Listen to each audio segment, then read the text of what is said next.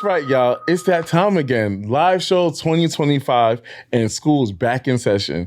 This is not only going to be the best live show, but it's going to be the first needs to be studied live show ever.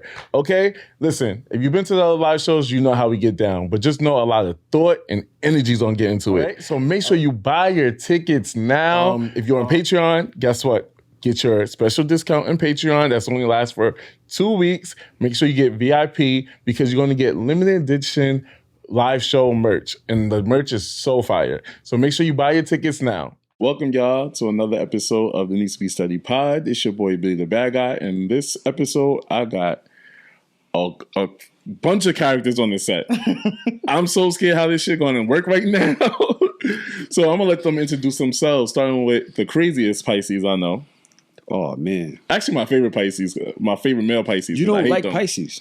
I hate them. So, all right. But that's a compliment. It's an honor. Yeah, that's an honor. That's a compliment. You know? So, you know the voice, but introduce yourself. What's up? How y'all feeling today? My name is Tahoe TV. Y'all already know. I'm the co-host on Hard and Soft Pod and So Shameless Pod. And also of me and Kasha, new show, Unconsciously Competent. Woohoo! Amen. Right? So I'm here. I'm just here. I'm about to leave out in a second, though. I'm really excited to see, because this is the first time we got a first timer of any pod, even though he did come on my stage at one of my live shows. But this is his first time, so I'm excited. Let's go to the next one. Let's get to the most important part. I'll let you go first here. Sorry. First time, nervous. You mean rub your balls? So, like, what the hell? It's a podcast, not porn. Dude, y'all can cut to another screen while I help you calm down. Don't worry about it. Edit it out. I go by Supervillain. I'm Cash, your sexologist bestie, y'all. I'm excited. Honestly, anytime we all get together. Yes. Actually, the last time we were all in the same room was at your live show. Oh yes, yes. It's always a movie. It's always crazy. Both of them surprised me on that stage that day. Actually, because Billy said some wild shit that day too. That's wild shit is like shit that come out my mouth on the regular. Yes. Yeah. Was you expecting me to call you on stage? No, but when. No, I didn't, but you said something that made me hear like, oh, fuck. And, you know, I'm a shy-ass person. So I'm like, I gotta go on stage. And I turned into Summer Walker with social anxiety. And I just said anything that came out of my fucking mouth. But I appreciate it. It was great. It was great. I mean, if it was ever a show, I mean, it would be the show. Because you backed out Oh, yeah. I have found a sex machine. Exactly. For those of y'all that know me, y'all know I work sanitation during the daytime when I'm not pod elite. And one day, I threw something in the back of the truck, and I just heard this clunk. Normally I look because I found guns. I found all kinds of shit in the garbage. So I looked. I opened it up. Yeah, and I just seen this weird contraption, and I was like, I'm curious. I'm a Pisces. I'm very creative. You know what I'm saying? So I'm like, I want to know what this is because it just looked like a bunch of pipes and like a machine. So I'm like, what the fuck? And I got back to the garage and started putting it together, and once I already have one, so once I started seeing the way it was going, I was like, this is a sex machine. And it was spanking new though too, like it wasn't even looking. Somebody bought it and was like, yeah, nah. Too late to return. As soon as you cut that on, I was like, but no, we saw each other after that actually. Did we? I did an episode on y'all show. Oh, was that after? No, but then he wasn't here. So this the four of us was together there. Yeah. Well, you guys, a lot of you, I've been on both your platform and Tahoe's platforms, on both of your platforms. Actually, y'all love me. Yep. No, nigga, who doesn't? I really love y'all. Nobody loves you more than this guy. Yeah. Nobody loves you more than this guy. So what it says is that we have a viral clip that me and Kasha got going on right now, right? And then in my head, I was like, all right, I gotta get Tahoe back on. I gotta get Kasha back on. So when she was like, oh, let's all come together and record again, I'm like, fuck, I want them separately. But I'm like, you know what? I can always get them back on. Yeah, please call me back. I love your show. No, and I love y'all. Like, so for the fact that we'll be able to sit here and then break Chris Cherry, his pod cherry. Yeah. Look at his face. But so we're gonna get to a pop quiz, and you gotta answer the question first, okay? Ooh. All right. If you could create a sex law, what would that law be? No judgment. That's your law? Mm-hmm. Okay. Because if you have judgment, it makes you not do what you want to do. When you feed your monster, you're satisfied at the end of the day, but a lot of times you don't want to hold back. But if you worry about what other people have to say, then you never really get the full pleasure of what you want. Right. So when people operate and they don't have that judgment, they do what they want, they get satisfied, they go for their pleasure, and that's it. It's the end of story. They're not looking over their shoulder, worried about who's recording, worried about what the other person going to say. They live in that moment. Versus worried about, oh no, it's a little too freaky. I can't tell my friends. No, heavy on that. Because my last relationship, I always say sexual performance anxiety, because it just felt like... It's a lot of pressure. Yeah, and the nigga was younger than me. He was more in shape than me, and it was just like, damn, nigga, like, wait, you fucking him and you sizing him up at the same time, like, damn, yeah, like your body looks so good. Yeah, your body look good. Like, I got mad every time that nigga walked around his house with his shirt off. He's like, fuck you.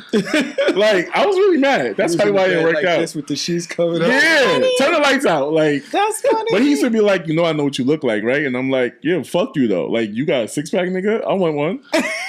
And everything. My sex law. Yeah, what's your sex law? I just feel like whoever comes first has to go get the rag. Whoever comes first has to go get the rag. No, because that is you would get the. Yeah, if I come last, that means I'm the one like. You know what I'm saying? Why do I have to now crawl out the bed to go get the rag? You came already. You're most likely going to come last. We do exactly. Exactly. So she got to get the rag. Come together. Okay. Damn, did y'all be getting the rags still? What if you come together? It's the best shit ever. Did you only come once? Because if you already came and y'all come together, the rule still applies that you came first. Because that means you came more times. Well, it depends on how you define coming, because some people are looking for a physical release, but coming could be mental. Right? So I could suck your dick crazy. You know what I'm saying? Your dick. And to have you in the palm of my hands. You know what I'm saying? You just but then you ever have that situation where you don't necessarily nut, but the shutters? The feel, yeah. Come on. That's like man early coming. I don't care what nobody said. Nah, that's a pre-cum. No, because I could come. Pre-cum is cum. That's not a cum. Because I can come without physically releasing nothing. Yes. I can have an orgasm without that. You so would it be whoever makes the mess last gotta go, or whoever makes the mess first? I don't like the connotation of make, because they can switch it around. I'm on your side. Definitely. You know what I'm saying? I treat his balls so well. Ideally, what he's saying is, in fine print, the woman should always get the rag. The woman should get the rag. Yeah, because... Well, why do y'all say it's the women? Because why y'all assuming women are coming? Because a lot of these niggas ain't making... So at the end of the day, some situations, a nigga's gonna get the rag regardless. I was just talking to my friend, like, because she don't really... I'll be asking her about her sex life, because, I'm a nosy motherfucker. And I'm like, did you ever come? And she was like, no. And I was like, a nigga never made you nut? It's true. What energy are you able to pull out of a person? Mm-hmm. Because missionary hits extra hard where you got that right connection, you're extra close and shit, all kind of friction. Bite your lip? Yeah. Mm-hmm. You look at each other in the eyes, or you trying not to, because you're like, yo, if I look at you... You know what I'm saying? You know what I'm saying? So you got to think about that. God gave me the best birth control, having an asshole and being a man, because I would have got pregnant by so many... Nah, go ahead. Yeah, I would have been pregnant by so many... We on no judgment. I would have been pregnant by so many niggas by now. Like, I would have had so many baby fathers. You're so silly. That's I got 6 minutes you left. Really never know what he's I'm gonna just say. Y'all know, I'm so happy I got 6 minutes. Because that's crazy. Because that was wild. That's crazy. Out the gate. Yeah. Out the gate. No, because I really thought about... Do you really think butthole feels better than pussy, though? I keep asking gay people this. Butthole don't feel better than pussy to me. Okay, well, maybe I haven't tried pussy in a very long time. But I use my butthole more than I use someone else's sometimes. Well, let me ask you this. I do too. Because I'm curious. When you did, back when you did, I shit every day. What do you want me to do? I use mine too. What I'm wondering is, when you did used to put yourself in a pussy, what did or did you not like? Oh, that's a great question. That's why you're my sexologist bestie. I don't know. It's just something about a dick that just looks so appetizing. I understand. Like that. nowadays, Yes. we talked about this when your mouth start craving and start watering. And it's 4 minutes left. Looking like a Snicker bar, Pussy hungry, is just why like wait? A tree bark sometimes, It's not as visually pleasing. But as far as the feel, like if you had to close your eyes, pretend like it wasn't pussy. Would you say I said I'm open to eating pussy again. I want to do that. It's 2025. We're gonna work on that. I mean, me too. Yeah. Eventually. I have a segment on Patreon coming up called "Tried It for the Podcast." So I want to. That's gonna be if someone could find me a pussy to eat, I want to eat it. You got to find it. Why somebody else got to find a pussy? Hey, what I'm gonna say? Hey, can I eat your pussy? I want to join the team. I'm gonna see what I can work on. I'm gonna see what I can do. You gonna find him a pussy? I want him to get that pussy. I want him to have it. Imagine somebody fucking the shit out of Billy, and then he's trying it. That's crazy. It's crazy. And they got a butthole. Yeah. Shit. We'll be back. Yes. What's your sex law gonna be? Oh, mine would simply be no goals. I just want people to have sex and not have a objective. Okay. Like, it's not about you come, I come, who come, we come. I just want to feel everything. I just want you to feel everything. And I feel like if you just not focus on it, you actually get there a lot quicker. A lot of them don't have the orgasms that they think they could have because they're thinking about it. Yeah, part. Because they set a goal. And if it doesn't happen, because there are times where we have sex and he don't come. There are times where, not that many, but there are times where we have sex and I don't. I come all the time. I'm not gonna lie. I won't even lie. I can't even have to think about it. But sometimes, because he's a sadist, but it would be different if I'm giving him head, right, without having sex after. Mm-hmm. That's important because a lot of times, like, how do y'all have a whole chocolate dick in your mouth and not want it in you after? Like, you know, so for me, my problem is I go into it like I'm going to just suck his dick. Okay. And then I start sucking his dick and then I close my eyes and then my vagina starts clenching and everything starts going and I'm like, yeah. Please. Feel the same way. Without the vagina. I love head, bro. Love it. Yeah. But something about getting some fire head makes me want pussy, even though I love the head. What I'm saying? But it's like, bro, I got to be inside of you right now. It's awesome. Exactly. It's full completion. I have no complaints. It's awesome because I'll be like, finish the bend over real quick. And it's like, I'll finish. I'll take it from here. And next thing you know, make a mess, and then who has to get the rag? You know what I'm saying? Why did you feel like it was important to say that just now? That was mad shady, yo. Right. Because he always gets the rag for the most part. I want to say 95% of the time he gets the rag. Do you notice how like soft she looks over there? Yeah, she definitely. She's like melting. Look, why are you smiling like that? Anytime I'm around, I don't want to say she's the alpha in the room, but like she's like, she gets boss energy. Whatever's, I got it. Yep. If it's tech work, shit behind the camera, computer, nigga, she carried my bags through Atlanta airport. She, nigga, we get out the cab. I'm gonna go get the cart. I'm like, that's my job. Yeah. Why are you going to get the cart? But this is helpful. When she sits with him, look at her, she's like, So what's the secret to being a soft girl around your man? There isn't a secret. I feel like the fact that we're making it seem like it's a secret is a part of the problem, right? Because I feel like if you just look at it in the most, let me dial this back because I got some of my girls, right? Being a soft is a choice. It's something I learned. It's a choice. We can choose to be one way or another. And usually we use our conditioning as an excuse to choose one. And the reason why I say that is because even on the post, when it went viral, I noticed a specific woman commented and she was just like, she must have never been in survival mode. And I'm like, bitch, do you know me? I got the survival jackpot. I've been in trauma. It was like, hey, sexual assault, you get a little bit of that. You get a little domestic violence. You want some crack cocaine in your family history? You get a little bit of that. I've had every, like, some of the most significant and largest of traumas, murder, all of that stuff has happened. Either directly I'm impacted by it, or my father was killed, my mother was dealing with all kind of stuff. So I'm like, the fact that seeing me in that space made her think I could have never been through nothing was the thing that really made me stop and think about that statement. I'm like, why does she assume that my softness means that I don't know what it is to go through anything? Well, why can't it be the fact that I actually did go through something and I'm choosing to no longer let it govern me? Right. It's a choice is what I learned. But what I will say is, on the flip side, if I look at him and what he brings to me, is that I know I'm good, right?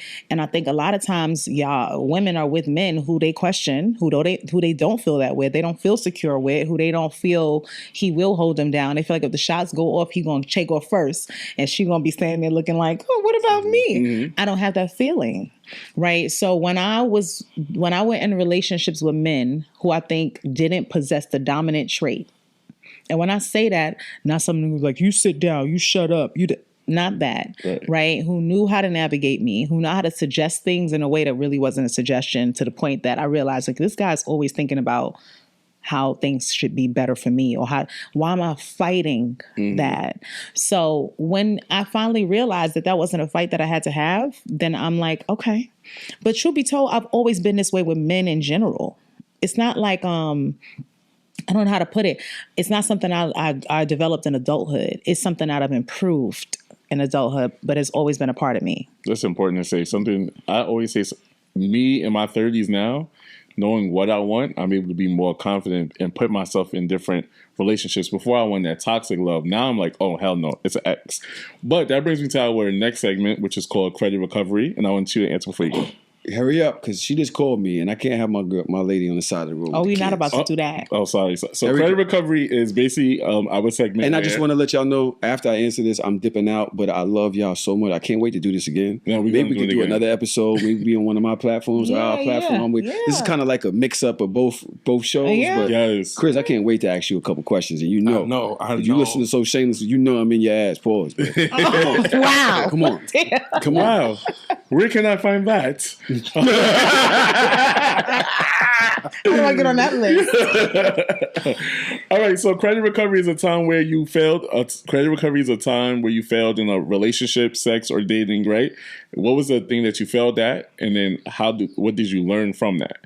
So mine would be, I failed at reciprocation or receiving reciprocation. I was always pour into people and give my partner everything and go above and beyond and make sure you had this, and not making sure that you was pouring into me. And nowadays, I need that. I need it to be a two-way street. I need us to work as a union, as a team. So that was my lesson that I felt of just people pleasing. And I would say in my current relationship, we broke up last year or maybe 2 years ago, something like that. And I think that if I could say I failed, it's by not setting my own boundaries, not being extremely transparent with how I felt, like really felt. Trying to do the most to be the best person for somebody else, but actually not having communicated what you really need, and then blaming that person because they didn't know. You know what I'm saying? And so I think that I've learned now, when I feel something, say it. Like literally, but it doesn't have to be an attack. It doesn't have to be you did something wrong. This is how I'm feeling. This is how are we going to work on whatever the outcome of this is. And I think that's really been working for me better, is actually saying, yo, I think I want to go to Playboy. I want to play with somebody. You know what I mean? And saying it out loud. Not letting it be a thought. Instead of just sitting there like, That's the breeding ground for resentment right there. It starts right there. Or there's a million different things that happens with, because you think that your partner is not going to take it well, but that means you're just hiding it. It's going to come out some other way. You know what I'm saying? And now that is the problem in your relationship, because you didn't express yourself the way you should express yourself. So I think thinking about the long term, it's just being more honest with myself and more transparent with my partner. And failing to do that would probably be the number one rule that I've broken in the past. I love y'all, and I can't wait to watch this episode. Yes, honestly, we coming back. Yeah, right. We gotta do this again ASAP. Right. Go take care of that woman. Tell her I love her. See you. Sorry, y'all. Yeah. Let's see. Get out of here. Yo, stupid. Yo. All right. So, Tahoe, I'll call you when we're heading out. Okay. Yo. That was funny as hell, yo. I want that in my own personal clip, just so I can watch it later. All right. So, Chris, what was a mistake that you made in your relationship, and this is a new segment I just tried. So. No. All right, what was the mistake you made in your relationship, and how did you learn from it? I think I had issues with my temper and a lack of self-awareness. A lot of times people get so caught up in what they want, what they're doing, what they feel, and they ignore their partner. They ignore their effect on their movements, on their actions, on their thought process. So with my failed marriage, I take a lot of accountability and what went wrong. And I realized that my temper was a little crazy. I was a little too argumentative. So now I try to be very patient and calm. What's your sign? You gotta be like an Aries or something. Nah, Aquarius. So I could be a little standoffish, you know what I'm saying? I could be a little competitive, and I'm always geared to fight as opposed to geared to love. And in my single life, did a lot of soul searching and realized a lot of my mistakes could be fixed. My marriage can be fixed, but I could be fixed. So I fixed it. You know what I'm saying? And I took the time to work on my anger, work on my response. I'm still working on my response. I'm still ready to fight. You know what I'm saying? But I'm not dealing with I was about to say. but I'm not dealing with a fighter. I'm dealing That's with my Titan. You know what I'm saying? But super villain. You know, yeah. You know, no, it's so, like, I'm sorry, baby. I said Titan only because a game that he plays is a character and it's a Titan. And really what the Titan is known for is being that motherfucker who would charge head first into something. So when you were saying the fight, I'm like, nah, he's still my Titan. I'm sorry, baby. Go ahead. It's all right, sexy. But now I realize, like, you know, if you're not dealing with a person that you're conditioned to fighting, or, you know, not trying to lose any ground, this and this and this and that, then it's like, yo, I don't have to do that. I don't have to fight. So I have to try and, like, sometimes I have to stop and then respond, either physically or verbally, because sometimes, you know, it's easy to get petty. Right. Mad easy. So it's like a lot of times, like, you know what? All right, honey, how do you think we should handle this? That's some bullshit.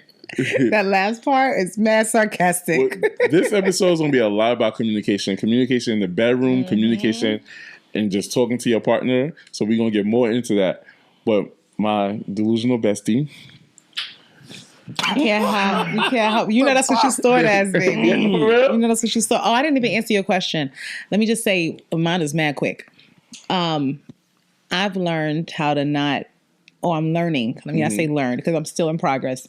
Cutting him off.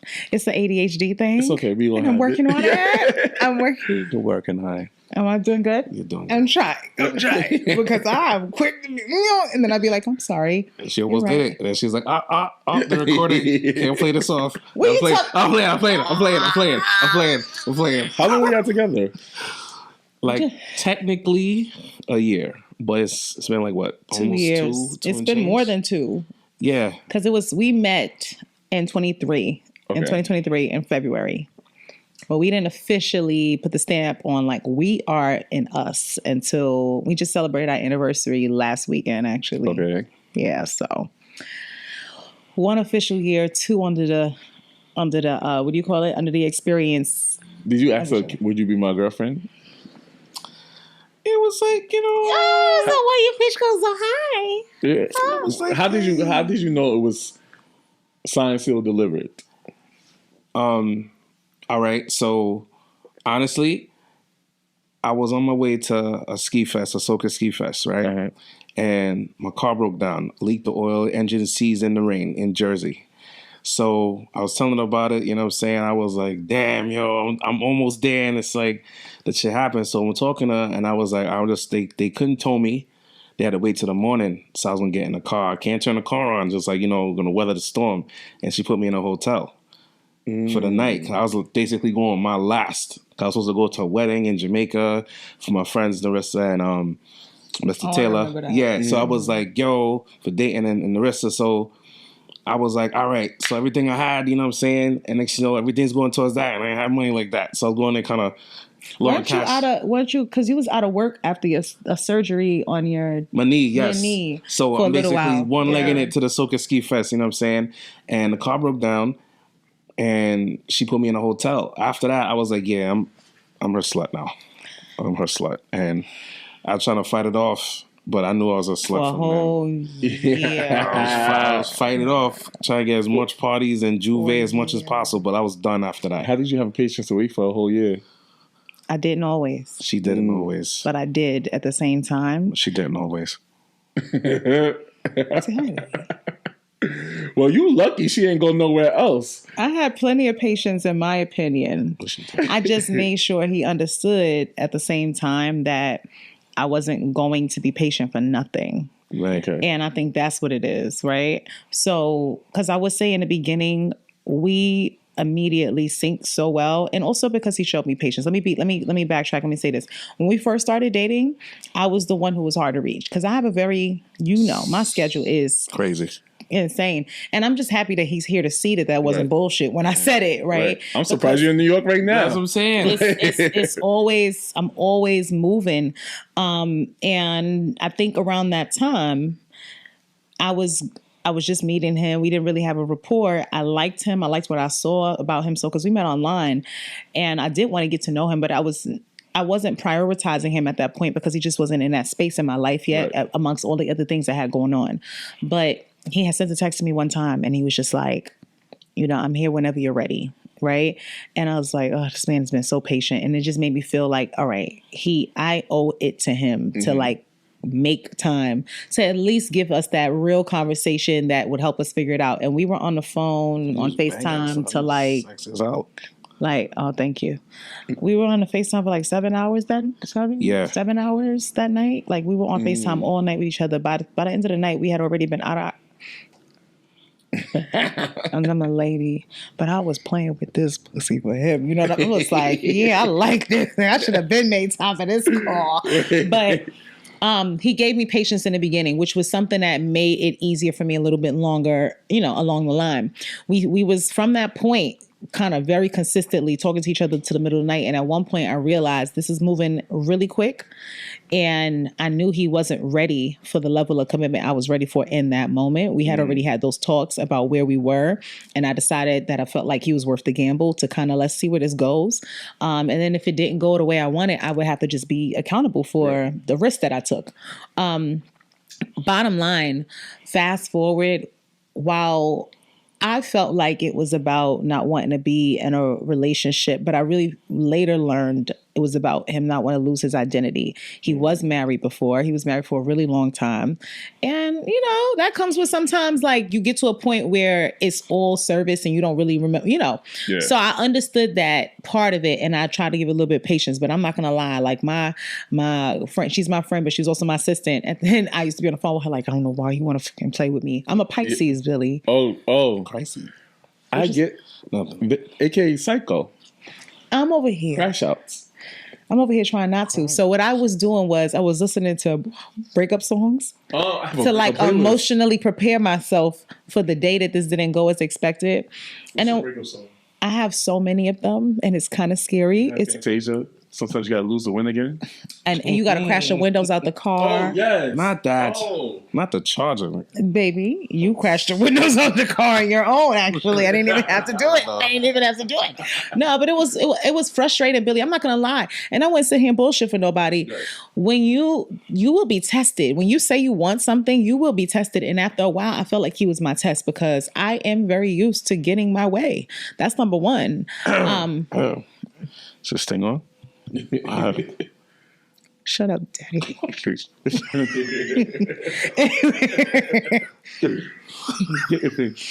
Nah. Does she still get her way? Yeah. Every day.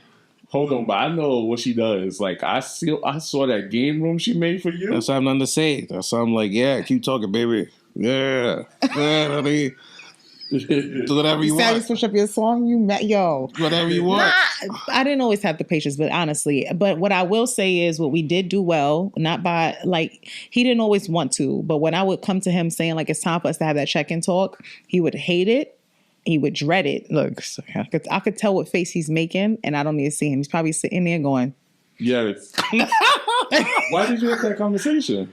Because it's like, damn, like the window's closing.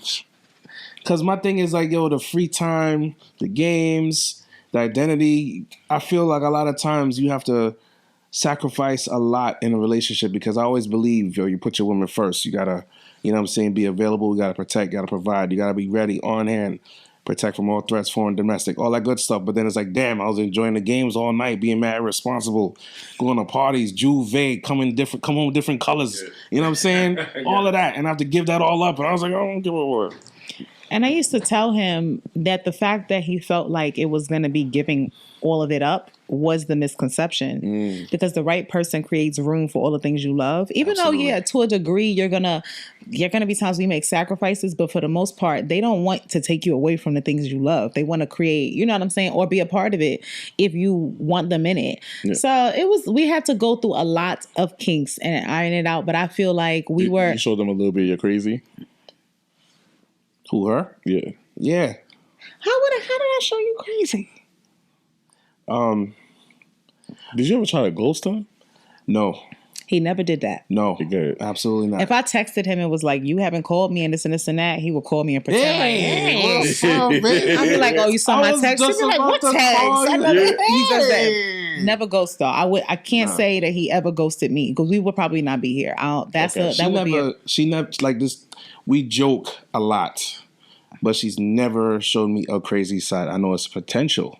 Don't get me wrong, but it's up to me not to give that thing any air. So I don't give her no reason. You know what I'm saying? I don't give her no reason to act crazy, to be emotional, to be wondering. Like, she really got her scared with my accident. You know what I'm saying? It was crazy. I was like, yo, I don't know how to tell you this. I'm in the bed, leg up. Like, I don't know how to tell you this. That's how you never want to start a text with, I don't know how to tell you this, first of all. Can we just say this? You want to know how to tell me what? Now I don't know how to tell you this. You got a baby on the way? What? You got a wife? You got what? After all this good time, all this good energy, all this good head, and all this good... What are you talking about? Okay. Yeah, so he started off a text like, I don't know how to tell you this, to tell me that he was in a freaking car accident. And mind you, I'm sitting here about to travel back home from filming out in Miami. So I don't even see the full message right away because I'm rushing to the airport. Once I finally sit down, get settled, and I look at I'm like... So I do think that was a major turning point for us because some choices had to be made, if I'm being honest. When that accident happened, it was like, we about to find out right now what it is. Yeah. So where are some green flags that you saw in her? She's very That's a good caring. question. All right.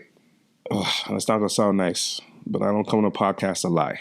She has like the face and the body of a woman that charges you $1 million to get next to her. Nothing but teasing, nothing but, you know what I'm saying? Like, so then when you actually talk to her, like even when we first started talking, I was like, yo, I ain't going for, you know what I'm saying? I put up that front because a lot of times women try to break you down. I was like, nah, son. But then talk to her, FaceTimed, I was like, damn, she's mad genuine, down to earth. She has a personality to her. She's very intelligent. And then sometimes she's like so intelligent, you talk to her, you forget that she looked mad good. You forget that she's a sexologist.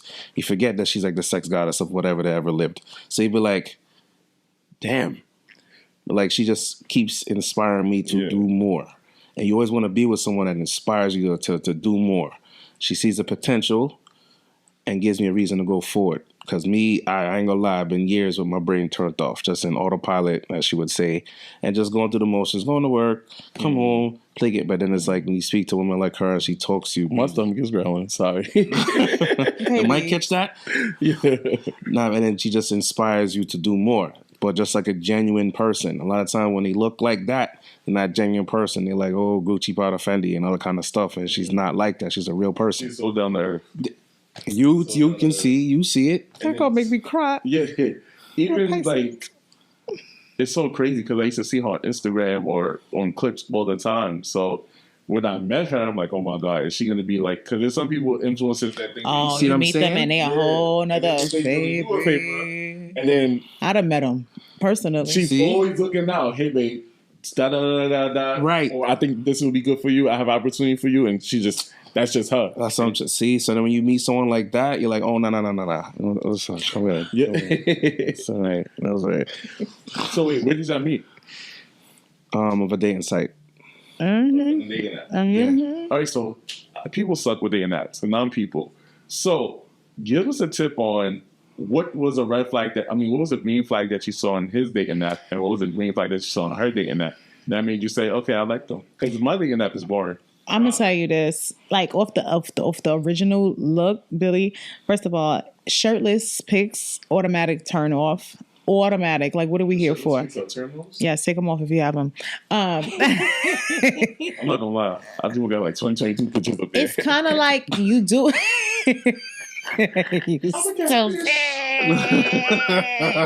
You stupid. It's not like that's not me. It was me. No. And I had the position to be that person again with the right love and support and encouragement to come into my life together. Yeah, right. Because we working on it. We working on it over here. But I will say, for me, after I look at your pictures and I see, I don't necessarily need to see that the guy went out of his way to write a book. Women do that, not men. But that you put some effort into the profile, some type of effort into some type of bio or something that gives me something about you before I have a conversation with you. I won't talk to a guy on a dating app if they don't do that. If they got their Instagram and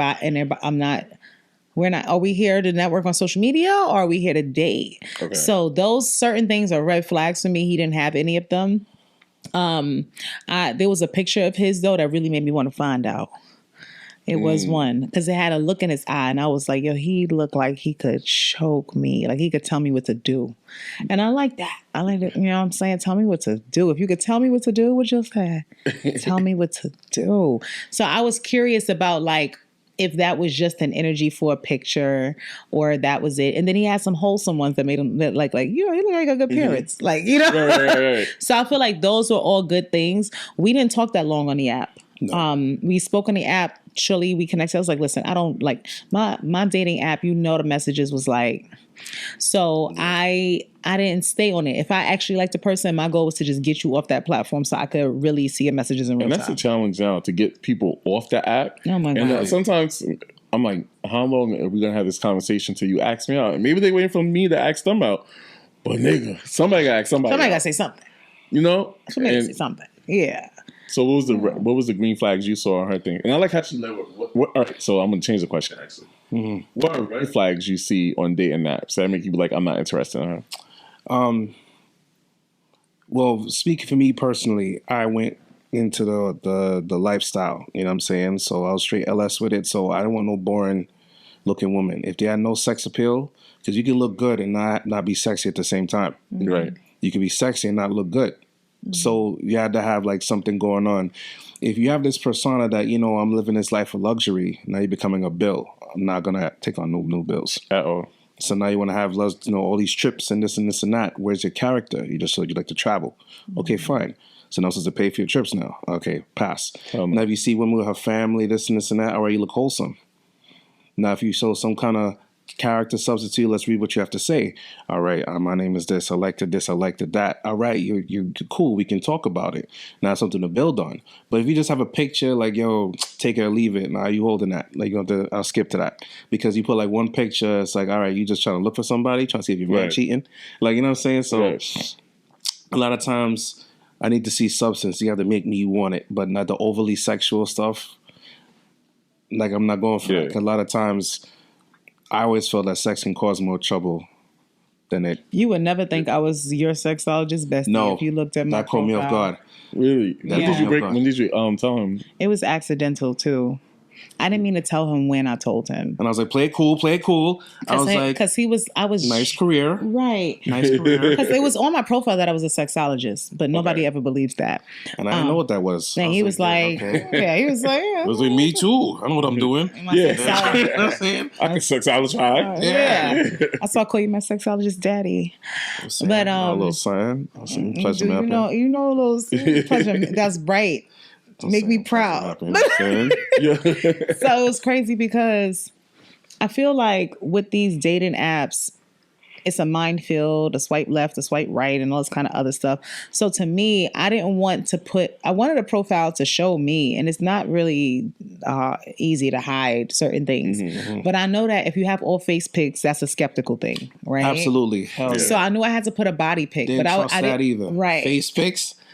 Give me a break. Like most guys, I know that. What you mean, face because if they only see your face, they feel like you're hiding the rest. Something. Yeah. That is so true. Yeah. I'm gonna tell you. So my friend, I was gossiping with my friend the other day, right? Yeah. And she was telling me about her brother's girlfriend or whatever. So I'm like, well, send me a pic because when you tell me a story, I gotta hear the pictures. I gotta know the story in my head. So she sent me this at first. I'm like, she's cute. Like you.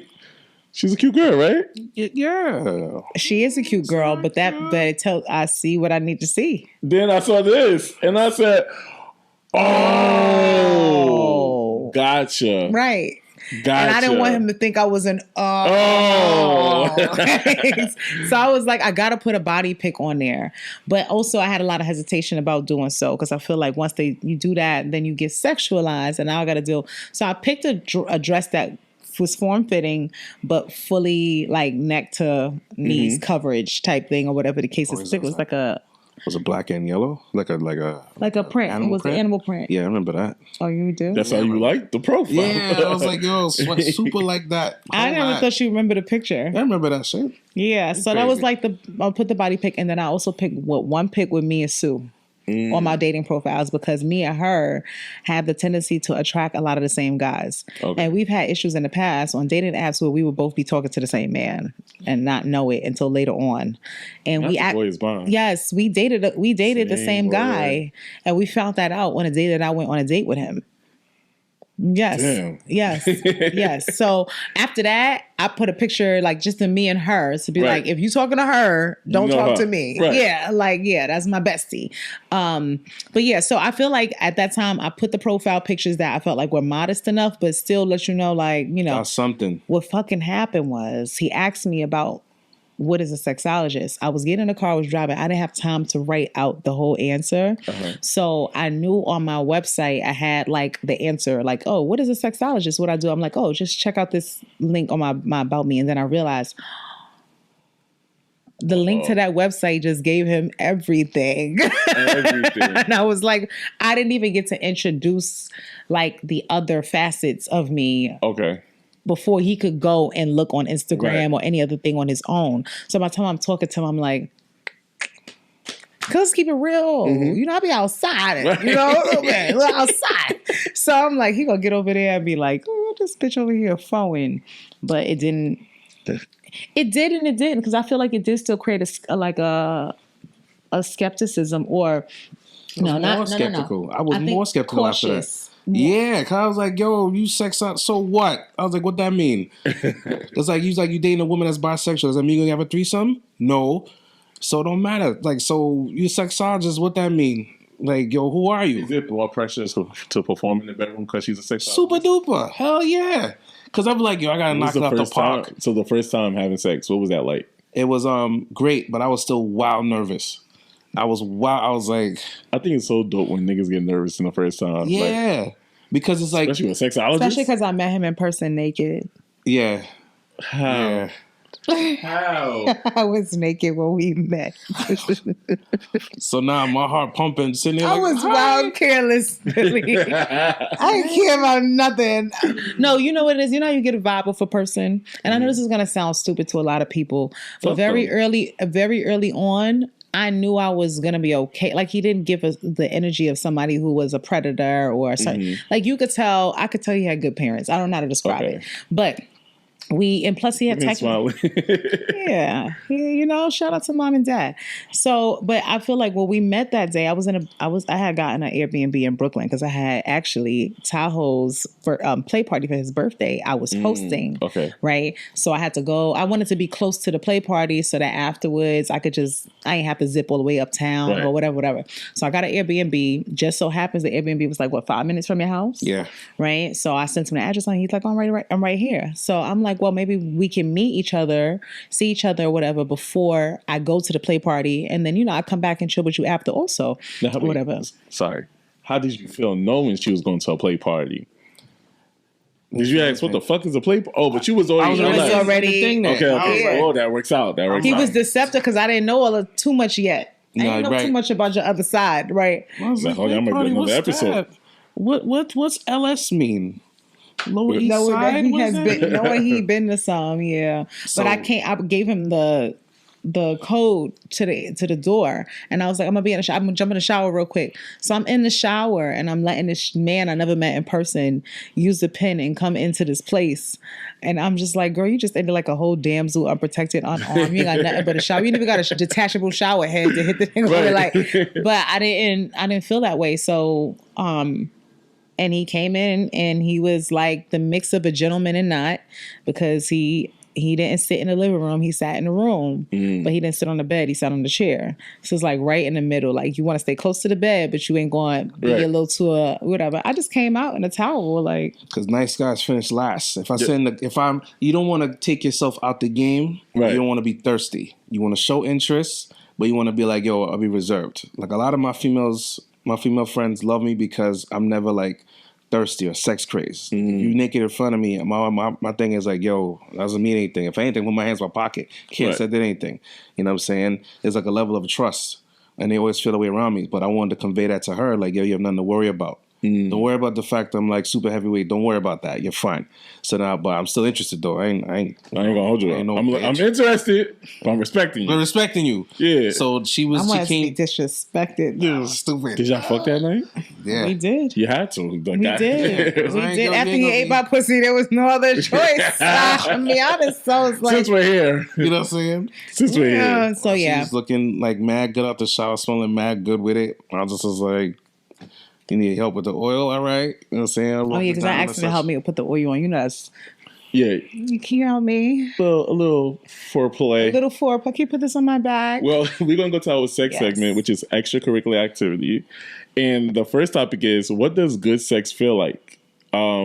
So it's a lot of people out here thinking they're having good sex, and like I mentioned earlier in the show, my goal this season is to bridge the gap between just having sex and actually enjoying pleasure. And I just want to know, the first question is, do you remember the first time y'all had sex, and what was it feeling emotionally, physically, and what made it stand out? You want me to answer first? What's up to you? Okay. No, you go first, honey. Okay. I wanted that dick. I wanted that. Y'all hear that? So I'll say this. What it felt like, I'm going to say this in a wild way, and I'm going to say this in the sweet whatever. It felt like the right fit, first of all. Is it, like you said, boyfriend size dick? The perfect size? No. Oh, sorry. Daddy got a little bit more than that's so you better take that dick and lock it away now, girl. You got a little bit more, I can handle some shit too. You know, understand? It's pushy snatch. So, but honestly, what it was for me, I'll say this: you technically were still healing from the knee surgery that time because it was still early on.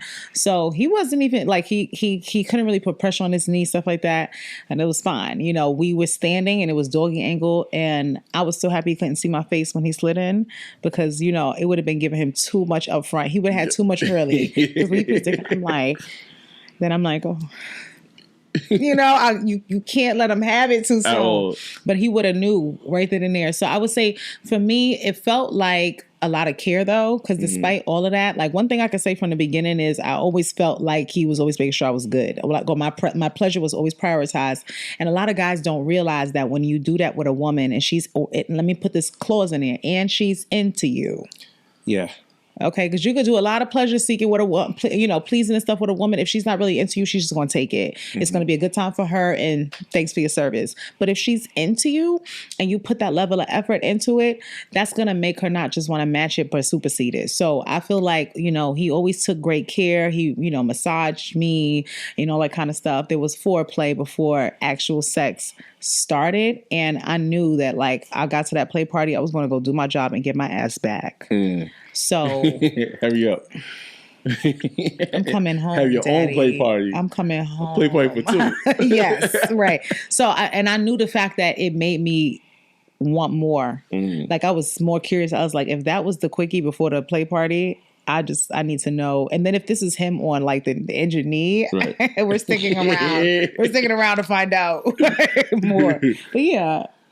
With me, I felt like I had a lot to lose. I liked her a lot. So it's not I'm trying to fight the performance anxiety, right? I was like, yo, I got to do a little something. I got to hook her, son, because I don't want to lose this. Because, she's like my exact type. I love her hourglass. I love the height. I love the touch. All these things. So I'm like, yo, I don't want to lose this. I don't have to keep compromising. So she's like, you doing bad? I was like, all right, no problem. So I was like, all right. Said she's looking mad delicious. I was like, all right. I was like, damn. I was munching before the show was mainstream. So I was like, yo. I was like, damn. So now I ate it. You know what I'm saying? I was like, all right. Let me chill. I don't want to do too much. And she's like, yo, put this shit in. I was like, I was like, all right, no problem. Around and fuck around and play around. You think that was like, yeah, and I was gonna sit back. It's like, thank you. No, thank you. Like I'm gonna sit back. Come on. No, dick, please. Yeah. So then it was great. When inside the first time, I was like, oh, this is popping. She's facing that way. She making her face. I'm behind her making my face. And I was like, oh, this is great. I was like, this is great. I was like, yo, this is hot, son. He was a little reckless though, baby. I know, but there was a lot going on. He had a lot of pressure. He was nervous. All of the things I would advise someone to do, I didn't do. And that's how I knew that, like, I was like, this man made me throw all the rules out the book. Like, oh, that's demon, dude. It was demon. It was, and it was before we even had sex. It was just something about, like, again, Tahoe was talking about like how I get around him, but you could feel a person who's dominant. Yeah, a woman can tell when a man got that. A man could tell when a man got that shit in him. Yeah, you know. You know what I'm saying, baby? It's like, you know what I'm saying. You just wanna listen. Like, yes, daddy. Yes, daddy. So he's acting like a bitch. Get the fuck out of my face. You see if he give daddy energy, he gives dad energy. If he give bitch ass nigga energy, he give bitch ass nigga energy, right? And so he always gave that energy from the gate. So I had a curiosity because I was really wanting to see like how well can he tell me what to do, because I'm not going to say that I'm the kind of woman who just tucks and folds for any guy. I'm never disrespectful, but I'm very sure and I'm very certain of who I am and what I bring. So you have to show me that you're somebody who not just can contribute to my life, but who can lead me and not lead me down, I always say the rabbit hole. You're not going to have me down there with the Mad Hatter trying to figure out how to get the fuck out of Alice's Wonderland. I'm not doing that. At all. I'm down there. Yes, this door. I go through this door, I get smaller. I go through this door, I can't get home. I can't follow a guy who does that. But when I saw that this was a person who always thought about what I needed in a moment, right, and factored that into the decisions he made from the beginning, right, the day one, I felt like he was treating me like his girl. I don't feel like we were dealing with each other like people who just met. So I think the comfort was there. So what's that small thing that she does that makes sex feel amazing? That helps, because men, we need to speak about it too. Men has a pleasure gap also. Yes, there is. Y'all so used to just coming. They don't realize they need pleasure. That's a good question. I be trying to do this you content. You really be thinking, bestie. I think it's the care, the touch, and the knowledge. Like, you deal with someone that knows what they're doing, not in your face with it, like, because, no, she's like, all right, bet. And you're like, oh, shit. Like, yo, how you know to touch that? And she has a name of it. You know what I'm saying? She has a name for like, oh, when I touch shit, is it frenulum? I was like, that's a frenulum? She's like, frenulum. I was like, yeah. That. You know what I'm saying? He's still saying wrong. It's frenulum, but he's still going to say frenulum. It's a frenulum. That's the piece underneath the ball sack in the... It's under the tip of the head. That little point that collects right there, yeah. That's one of the good spots you got to go lick. So I think I did that one time. I was like, Yeah. Did you know what that is? I was like, I don't know. Keep doing it, though. Keep doing it, though. I'm a slow learner. Do it again. And then you being educated while you fucking. Yes. That's amazing. So I'm telling you, so she does all these things. She knows how to touch, where to touch, how much pressure, all of this stuff, and then can tell you about it with notes. So then now it's like, all right, well, let me do it back to you. Now she's like, oh, this is pleasure mapping. What I learned from her, which is like some wow, I never knew about it. Like, she tickled me, right? And I was like, oh, shit. But then she started pleasuring me, stroking me. Because he said he didn't like it. Right. And then she was stroking me and then tickled me while she was stroking me. I was like, and they started enhancing. Let me write that down. So, I mean, if you want to, let me tell you how you got to really do it. Yeah. Because one part he's leaving out because he's a man is that I was big spooning him while I did it. And that's an important detail, right? Because I ain't telling that, babe. Come on, babe. No, because I was like laying behind him. You know how you laying side by side? And I was like, looking at his neck and he's like, like that. So I'm like, I'm sorry, baby. Now that we gave him the very important detail that he needs to be effective at this, because right. So she was big with me, and then.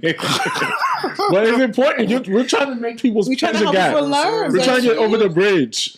So she was Biggs for me. And then she's kissing my neck. So I was like, yo, ticklish, you know what I'm saying? Like that area is like, so then she started stroking me. And then she kissed my neck and it started enhancing me. I felt a lot more sensation. I was like, oh shit. Word. All right, I'm gonna do that shit back to you. So I know that around the pelvic area is wild sensitive. So now when I touched her there, she jumped. Cool. So then now I'll eat her. I'll do my technique. I eat her, but then now I'm tickling her while I'm eating her. It's shit, like it's like just enhances. It's everything. more like he's like softly. You know how you get a soft touch, it can tickle. Right. He'll come past that area that's ticklish, like with this soft touch, while he's also giving me head or something like that. So it'll distract me from the tickle sensation because he's giving me head. But because I'm a little bit more heightened because he's tickling me, it makes what I'm feeling here in my clit or my vagina, whatever, more. God forbid, you know why I can never break up? Because I'll be damned for you if you go into the next bitch and do everything that I taught you. Oh, man. Because I'm enjoying a delusional bestie team real quick. You gotta go. You ain't doing... That needs to be a sex law. Can't do the shit that I teach you. Teach you to the next person. Hell no. They just gotta have that trash reset. Yep. You're so toxic. Yo. Like I was dangerous before, but now I actually have the name of what the fuck I'm doing. Pleasure mapping? Oh, that's what it's called? Yeah. That means you need to come back for an episode with pleasure mapping. Pleasure mapping is like, I feel like people think that when they I hate that when people ask me questions, right? Because, as a coach, I'm constantly getting these questions about how can I do this? How can I do that? It all starts with pleasure mapping. Mm-hmm. Everything begins with mapping pleasure. And it's just as simple as it sounds like. I'm discovering the map to your pleasure. What people don't realize is just like when you plug in GPS, you get 3 different directions to get 3 different places, one with tolls, one without, one with this, one with that. And if you miss a turn, what it's going to do? Recalculate. It's going to always show you another way. We're so used to the one way getting there. Everybody know, I know how to get there. I know how to get there. So you get in your car, you drive the way you know, and on this particular day, you didn't know that bridge was closed down, right? You didn't realize you need to go another way. And so with pleasure, it's no different. How I feel at a different time of the month, for example, right? Like we go through all these phases as women, can change my sensitivity level. I'm more sensitive at a time closer to ovulation than I am after, for example. So what gets me satisfied at this point may not be the same path in another period. So I always tell people, and the best way I could give the simplest, because we do need to have, that's a more expensive conversation. What you're intentionally doing, and the only intention you're doing, is to kind of explore your partner's body and their certain responses with the intent of learning. But like he said, I kissed his neck. He said, most people would never kiss the neck again. Yeah. To map the pleasure, I'm like, well, does it change if I'm doing something else at the same time? That's so true. If it doesn't change, then it means that this area is probably a hard no, right? That's so true. As opposed to if I try a different route. If I lick you, but if I kiss you, you're like, okay, no, the kiss isn't bad. That pressure of the lips just going is not the same as 2 different sensations. And even with my tongue added, with that pull, a suction at the end of it. Right. He liked that one. Keep going, baby. I'm going to ask you this now. So I'm planning a live show. Y'all not supposed to know that, but y'all do now. I'm planning a live show. I would love for you to be like, teach us some shit. You have to. I'm telling you. And if I could help people find in 10 minutes without taking your clothes off some of your deepest pleasure points. Because I'm telling, and then what you have to realize is, Billy, just like, I know that we are people who are constantly committed to trying to learn more. There's not a lot of them out there that do that. That's the other thing. People get locked into what they know. And then what I'm doing. Right. Trash ass sex I never life. got no complaints. You know Oh, yeah. Rule number 1, 2, and 3 of all the words you're going to hear out their mouth. And my thing is, if your mind is closed before you go in, baby, you can't get me open. You can't open me up, baby. You closed already. We bridging that gap. Yeah, so that would be it. What's a small thing that he does that make you feel like, damn, the sex is amazing? What the things that he do that make the sex amazing start outside of the bed.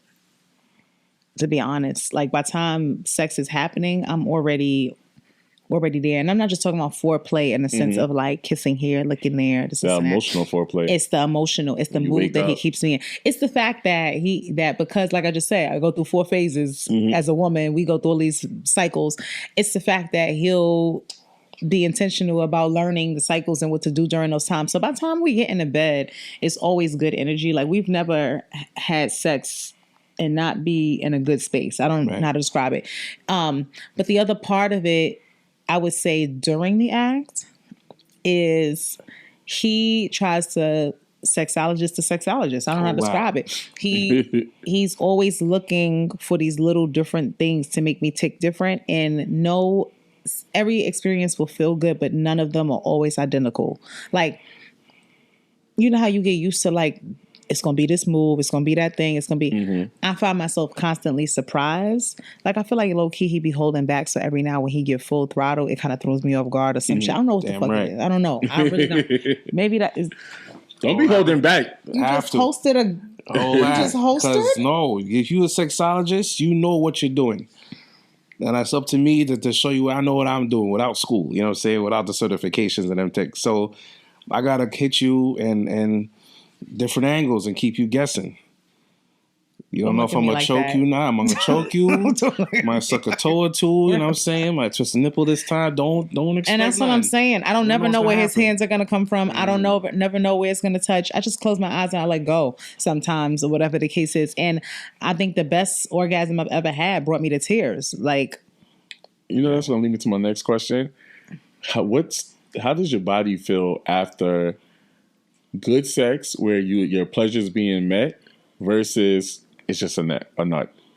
I think you know the stuff that happens to my body when pleasure is met. Like, you know, they always talk about women can fake it. Well, if you know your woman, it gets to the point where she can't fake it. For example, if you listen to her talk and you understand a woman's body and how women they come in different ways. Everybody's different. When she comes, the blood starts to rush towards her neck. So if she tries to fake it, I'm looking at her neck, I'm looking at her body, I don't see no redness. We keep on going. You know what I'm saying? Like, I'm good, babe. No, you're not. You know what I'm saying? So, and then sometimes when I keep on going for real, that shit starts to spread down here. She gets flush, red. You know what I'm saying? It gets to her cheeks. It's like over here. It's like crazy. The body starts shaking. She try to move something and it's like, you know what I'm saying? She's like, you know what I'm saying? I remember one time she passed out, gave a kiss on the neck. And he picked me up with his dick, yo. What? Yeah, she had fell off the bed. And I was at the edge of the bed. And I came so hard that, like, I just, like, my whole body just went drop, like, lifeless. But he was still in me. So he's holding me with his dick up from falling on the floor and picked me back up. Picked me back up like a straight Captain Hook, right? And pulled, and he kissed my neck and it brought me back out of it. And I was, job security. Oh, nah. Job security. But I definitely lost consciousness for a little bit. Like, the orgasm just surged straight to my head. And I just remember going, and feeling so light, my nigga. 200-something pounds, bitch, felt like nothing. I was like, oh, shit. But I be trying to fuck her like I need a place to stay. Like, yo, babe, yo. You know what I'm saying? Yo, I ain't got... But after sex, when I have good sex, because of the heat rush I get, my body then does the reverse after sex. I have a surge of you get cold. Yes. Very cold. Extremely cold, or whatever the case. And that's how I know, like, man, you got my body at peak sensitivity, because it's almost like everything in me is like this, and I'm literally shivering, or whatever the case is. So I get very cold. But what I would say is, not sex in the past that I've had that wasn't hitting for what it was, my mind was able to think about too much. So true. Interesting. I don't think about nothing. Not when we are intimate, I don't think about a fucking thing other than what's happening. As me being someone who has ADHD, first of all, so my thoughts OCD can 4K, OLED, FHD, and you a dickhead. Shut up. All of that shit. Shut up. But I I'm somebody my mind is always going. Mm-hmm. I'm always having ideas. I'm always something. I'm always creating. I'm always whatever. I can't stop. What do I need to do? What I need to do? Or whatever the case is. So much so that I'll think about so much that I overwhelm myself with thoughts. So the fact that my brain isn't on and it cuts off, it's the very short window of time in which I'm not in a mode that I typically can't control being in. Right. You know what I'm saying? Without like some sort of regulation or whatever the case. I'm in the tub working, sometimes or whatever. Like I have my you have a lot of jobs. Yes. And then being a mom and a wife. And even in the tub, they're gonna pop up. They're going to pull up. They're going to this and that, So I'm not used to being in any state of not thinking. Even in my sleep subconsciously, I feel like my brain is still working. And I know it is. Actually, I've had it tested. So I know for a fact that my brain is still going, almost as if I'm awake sometimes when I'm asleep. So that doesn't happen. And if I'm thinking, baby, you ain't doing shit, this is reality. I would definitely say I agree with that because if there's times where, honestly, my pleasure gap has not been met.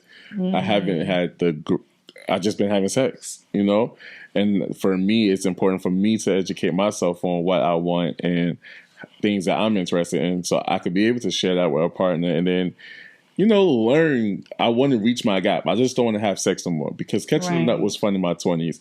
But I'm too grown for that now, They got to care. Yeah. They got to care. Like, you communicate all day. But if they don't care about giving you pleasure, it has to go along with theirs. If you deal with someone that cares about your pleasure and prioritize your pleasure, and then now you prioritize their pleasure, y'all always going to meet in the middle. Yeah. Always going to meet in the middle. Sorry, but if you're dealing with someone... 1 second, pause. I'm not about to help you out, son, like that.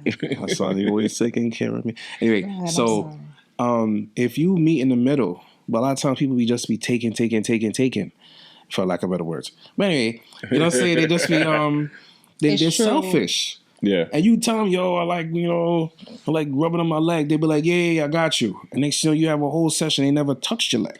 This is how I knew a nigga didn't care about me. Obviously, I do anal play, right? Yeah. Mm-hmm. Nigga tried to fuck me twice with no lube. And I allowed it. Is he in jail? He should be, right? He should be. He should be in jail. And then when he told me one day, he was like, yo, sex with you is trash. I said, it affected me. You have the audacity to say my sex is trash. And then I had to say, no. I said, because we was drunk. I said, no, we was careless. We were drunk. You didn't use lube. That is rule number one. Rule number one. If nothing else. I don't have to ride you or nothing. Lube, nigga. And then I had to be toxic and I had to call somebody in front of him and say, yo, weird kid. That's one thing about me. Listen, you ain't gonna want him up and then you're not gonna tell me my sex is trash and after I had a whole bunch of niggas still want to fuck. Excuse me? Bro, my sex that's is what trash. They use. Nah, really. Yeah. They use lube, Don't use a drunk moment. Done like a true nigga who ain't used to nothing. You ain't used to nothing. I hope you see this episode later, and I hope you probably will. Hope they got Probably. Hope they got YouTube in jail because that's what YouTube is supposed to be at. Yeah, but then you get older, you realize your mistakes. You be like, yo, I got to make up for it. You know what I'm saying? Not that I lived a life full of mistakes and shit, but I always feel like you should improve in everything that you're doing.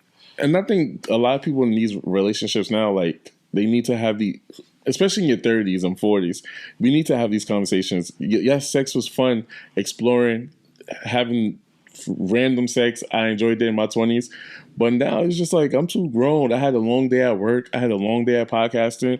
I just don't want to just fuck. I'm not your masturbation toy. Well, unless you're my fuck buddy. But make love to me.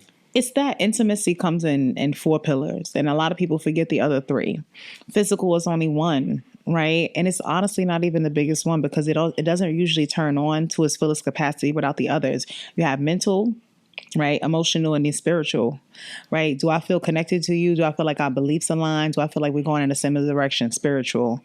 Mental. Do we have conversations that stimulate me, that make me feel like I'm growing in your presence? And even if we're having stupid talks, so sometimes we just being silly, even the silly, goofy moments, like, can we laugh at the same jokes? Then you just talk me out some dick today. Don't I was about to fuck somebody tonight and now? Yeah, nigga, you made me laugh in a week. Yeah. What are we doing? I'm just laughing at you. Yeah. I'm just looking at some dick like that. Yeah. And then the emotional part is so important, emotional safety, right? Because at the end of the day, like you were saying, when he asked what the law should be about judgment, like judgment only exists when you don't feel emotionally like you're not going to be criticized. Mm-hmm. Like, are you going to make me feel stupid? You're going to make me feel dumb for what I'm about to share.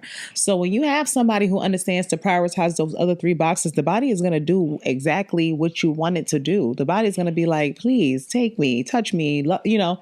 So I feel like, Billy, you probably are at the phase where you have to start there. And see if the way they talk to you makes your dick jump. See if the way, you know what I'm saying, when they hug you, when they, whatever the case is, it has you like, oh, you know what I'm saying? There's like one nigga that could do that to me right now. Because I enjoy genuinely being with him, but yet he's young. But what that mean? That don't mean nothing. But he's busy and I'm busy. Mm-hmm. And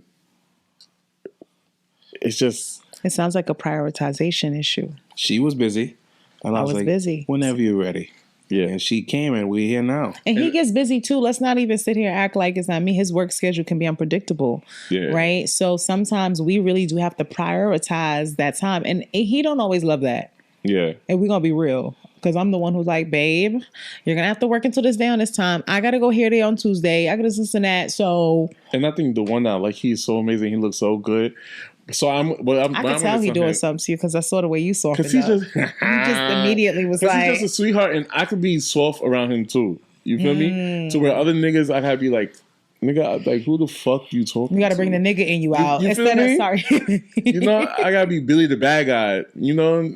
I told you last time we spoke, I'm looking forward to more of Billy the good guy. Yeah, but this one, we went out and he just like, we're talking, he's rubbing my leg, and I'm like, damn, I never felt that before. Do that shit again, and he just make me feel so like relaxed. That's what cool. That's what's how I asked me like I'm just some good. And you could tell he don't like to argue. But we have two more things I want to touch base on before y'all go. Mm-hmm. I know it's getting late. It's okay. You got us. Tahoe was the one who had the time constraint. We got to reschedule. Yeah, definitely. All right. So the next topic is, if you think you're having good sex, ask yourself, am I honestly having good sex? And you're probably not. Survey says you're not. But the next one is, who's better at talking about sex, men or women? Who do y'all think is better at talking about sex, men or women? First, baby. I think women. Everything, from what I'm seeing, for a person that cares, for a man that cares, is usually about the woman. So a lot of times women know what they like. And women out here that never come. Us men is just geared towards us coming, jokes about everything. So women know what they like. A lot of times they can't get what they like. They have to have toys to bring them to a place that some men can't. So they can tell you what they like, exactly what they like. A lot of men are simple as hell. We don't have that much spots. You know what I'm saying? Women, it's somebody's neck. It's somebody's side. It's somebody's thigh, behind the knees. You know what I'm saying? Us men, a lot of times we don't get touched like that or explored like that, so we don't even know about that. But women know about that. I be asking women all the time, when was the last time you massaged a man? And a lot of times they can't tell you. But if you ask a man, when was the last time you massaged a woman? And they were like, 3 days ago, bro. I'm like, exactly. Mm-hmm. A lot of times it's tailored towards the woman. You have some selfish guys that try to take the power back and then bust a nut 2 minutes, that's it, forget it. But then a lot of times the woman will tell you, and she has like different viewpoints, and she can talk about sex, and she knows what she's talking about because she knows what she feels, or she has way more nerve receptors than we do. Mm-hmm. So, and their pleasure, a lot of times everything is geared towards their pleasure. Men, a lot of times, it'd be so, we're going to bust a nut, that's it, you know what I'm saying? And then you start going into different communities, and it becomes a thing. The doms have like a whole tool set geared towards a woman's pleasure. Mm-hmm. You don't really have a tool set towards a man's pleasure. You know what I'm saying? When's the last time you spoke to her and told her what you needed sexually? I think a while back, I was like, honey, you haven't really been sitting on my face. And I feel like it's false advertising that you come out the shower smelling like 3 different things and you just do not sit on my face. I got in this relationship to get my face sat on, and I haven't been getting it. So it's like, can we work on that? She's like, yeah, we're going to do it. Yeah. Why is that my voice? Yeah, I'm not saying, why does she sound like a Sesame Street character? First of all, but wait, can I say one thing though? What's up, babe? You don't think though, babe, that because I listened to what you said, and I think you have a lot of good points. But there's one problem I have. Talk to me. Right?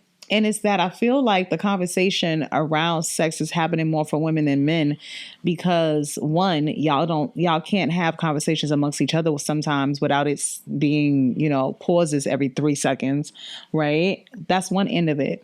But I also feel like it's not women who made just you getting a nut the goal. I feel like men created that, right? And now we're in a different stage or a different age, or you reach a certain point in your life where you're like, I want more. But I remember being a young girl, right? And in dating, always dated a little bit older than me, not always a bunch, but my earliest boyfriend was like 2 years older than me. Mm-hmm. Bottom line is, it was always about being good at making him come. Mm-hmm. So I feel like the conditioning very early was around getting him off, and we didn't get you off unless we saw a physical release. I don't recall a point in time in which I've ever had a guy actually be the one to want more. It was my own curiosity that made me look for more on a guy. And then obviously, going into the field and profession, that's another side of it. So when I approach it with a curious mind. I'm not waiting for you to tell me. I'm looking for what you don't know on your body. And in my experience, I'm always having to educate a guy about his own body. Absolutely. So I also feel like there's a lack of responsibility by men to learn yourself, right? Whereas women, even if she hasn't had that orgasm, I can tell you, I'm more prone to see a woman reach out to me and say, I haven't had that orgasm and I'm trying to learn how, than a guy to come to me and say, well, outside of coming, I've never really felt nothing else. I want to find more ways to explore my pleasure. Said what, when, what, when. Like they in my inbox, but it's always them coming to me phrasing a question, like, how do you want to do something for a woman? But then when I talk to them and I get to the bottom of it and I ask certain questions and I pull out what it really is. You just too egotistical and prideful to say, I don't know the things that make me have pleasure outside of A, B, and C. Because there's a lot of pressure as a heterosexual male. There's a lot of minefields men walk through. I always, talk shit and be like, yo, I'm a man, law-abiding citizen. You know what I'm saying? I ain't say pause yet in this podcast, but, there's a few times by law I would have said it. But regardless, so when it comes to these situations, you can't really speak about your pleasure. There's a lot of things that happen behind closed doors that men flat out do not talk about in man circles.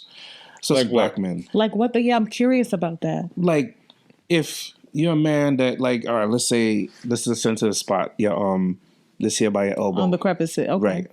What's it called? The crevice of your arm. Yeah, crevice. I thought it was a special term and shit. So anyway, the crevices? We're still learning. What's that? We're still learning. You know what I'm saying? So let's say it's something special over here. You in your circle of friends, you talking about LeBron and Luka and all this other stuff. Nobody's gonna talk about, yo, bro, she touched the friggin' under my elbow, bro. This crevice over here. Men ain't talking about that. Meanwhile, Kasha talked with her best friends. Like, yo, Chris elbow dropped it. And I was like, yo, did he really jump off the dresser? Oh, my God. They have these kind of conversations. They talk about, yo, he tickled me and did this at the same time. We don't have the discussion. You'd be like, yo, this bitch didn't ride. She's trash. On to the next one. We don't have. So y'all don't share the good times? Hell no. We don't really talk about that. A lot of times, it's not in detail. I share with thousands of people every day on the podcast. Yeah, and I feel like if you in this setting, you probably talk about these things more. Even Tahoe, right? Yeah. He probably talks about them more because the conversation topics come up. But outside of this, if you think about it, like with, especially like you said, straight men, because it is another thing. But how often are you sitting around giving the full recap? Like dudes don't do that. Yeah. Where women, we will talk about intricate details. Because if you say though, like, yo, she went, what's the spot like under the balls? I forgot what it's called. We call it the perineum. Perineum. Oh. So, like, yo, like, it's a big deal in 2025. We're like, yo, she went to the Gucci store, and then sometime out of 5 men, love Gucci. Yo, 2 of them will look at you cross. 3 of them be like, I feel you. 5 of them be like, yo, that shit is crazy. Yo, that shit feels good, yo. So then it's like, but then behind closed doors, everybody's like, yo, perineum, yeah. I love going to that store. This is great. That's so true. But in public, we're like, yo, ease up on that. None past the balls, yo. None past all this. You know what's crazy? I troll the straight men in my, like, around me or even at work. HR, don't look at this. But, because they'll be like, they'll say something like, HR loves me and they know I'm a podcast. It's my job. But that's funny as hell. If a nigga like the Caesar, he don't care. Me and him is really good friends. We've been friends before. While working together, and he'll say something, and I'm like, "You just mad because she don't lick your gooch? Maybe she should lick your gooch." And he'd be like, "Nigga, ain't nobody gonna lick my gooch." And I'm like, "Yo, try it." And that nigga tried it. Maybe a couple of months later, he was like, "Nah, that bitch, thing." And I'm just like, don't be afraid, especially when they come to me. You'll be surprised how many straight men, they'll talk to me about it before they talk to another straight man about it. And I'm just like, I'm not judging it. I think it's dope, but I feel like I want you to explore your sexuality and have those conversations. Because we can learn from each other. Absolutely. Yeah, but I think, it kind of reminds me of the conversation we were beginning earlier, baby, when today was the day we were talking about my menstrual we right? Mm-hmm. I'll let him explain how he breaks it down because in man language, because it's a whole other thing. But the bottom line is, in that conversation, we were talking to ChatGPT. I call her Coco. Mm-hmm. And I was like, what are some ways that you can help him understand this phase or whatever, which he has a really great understanding of. But the question that I had teed up to ChatGPT is, how can he help manage my needs while still feeling like there's room for his, right? Just to kind of see what the AI would give back as a suggestion. Because I think the other part of this conversation is on women to some degree. I don't think it's mostly on us. I think it's your job to speak up and advocate. But I do realize that a part of my responsibility is that because it's not normal and it's not habitual to men, I have to sometimes introduce the conversation. And then how I go about introducing the conversation is going to determine whether he's receptive or open to having it or not. And a lot of times women approach it from an attacking angle or where they're literally making them feel worse. Like, yeah, what's up with that? Your dick wasn't doing what it's supposed to do last night. Like, that angle is never going to make a guy feel vulnerable or be like, yeah, well, yesterday I had a lot on my mind and da-da-da. That's not going to come out of him. Right. As opposed to, me noticing like, baby, typically when we have sex, this is how you are and you seemed a little bit this, everything okay. Right? Where I'm showing care first, right? It's not just about what I'm getting out of it. But the reason why I was referencing an earlier conversation is I feel like a lot of men aren't used to a woman prioritizing that pleasure in that way. And so for me, I'm always trying to figure out that part of it for him, not just sexually. Mm-hmm. Like, how do I genuinely make him feel like he's living a life that he's happy with, right? And with women, we kiss me here, lick me there, songs about it, how many different places we want to be touched. I ask questions at a party. And this happens every fucking time. I want to tell you this. There's never been a time that I've asked this question and I've gotten a different response. I'll say, all the ladies in the room, if you have been touched. She said, all the ladies that said, pop your pussy like this. Hey, shake your body up, stop. Do it. Okay, sorry. She's like, yeah, fuck with us. Look. But I'll be like, put your hand up if you've been kissed or licked or touched or anything in any place other than your genitals. Like no nipples or the usual suspects. No nipples, not your clit, not inside your vagina, not the rear end, no licking of the neck. Like if you've been kissed anywhere, your arm, your shoulder, down your back, put your hand up. Whole room. I asked the guys. Now, guys, same question. 2 guys out of 20 raise their hand.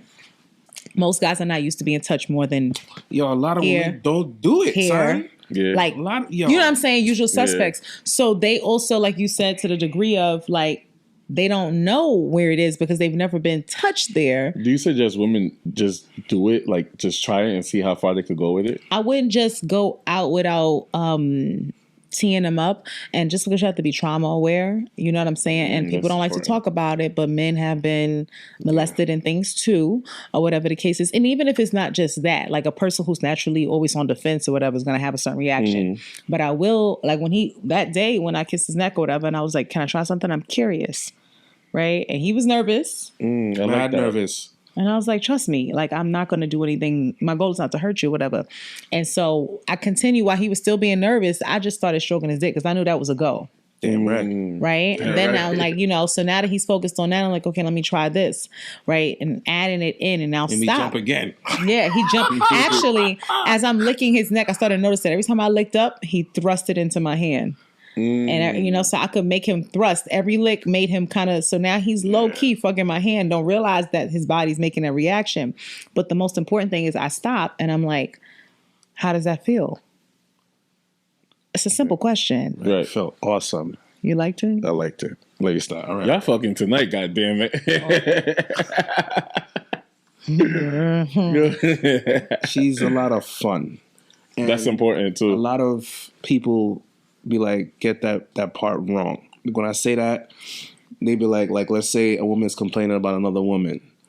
I be like, oh, this is who he cheated on me with. The bitch look like this, the bitch look that. Like, yo, she's fun. Mm-hmm.